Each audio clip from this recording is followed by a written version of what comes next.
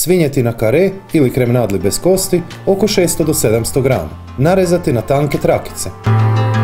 1% soli od ukupne količine mesa, znači 6 do 7 grama.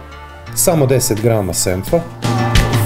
Ostaviti oko 5 do 10 minuta na sobnoj temperaturi. Krem juha od šparoga dodati samo pola vrećice. Preostalu polovicu spremiti za neki drugi put. Pola litre mlake vode. Češanj češnjaka protisnuti ili nasjeckati. 2 decilitra vrhnje za kuhanje.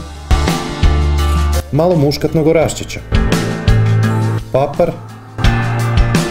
Dosta listića peršina, sitno nasjeckati.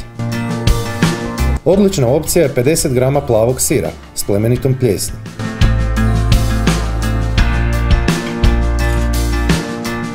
Zagrijati tavu na prilično jakoj temperaturi. Ulje. Pržiti oko 15 minuta. 2,5 decilitra bijelog vina, može i voda, ali zaista preporučujem vino.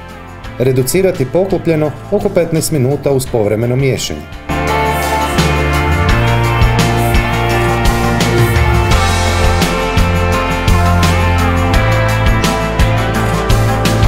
Nastaviti kuhati oko 7-8 minuta, to jest do željene gustoće.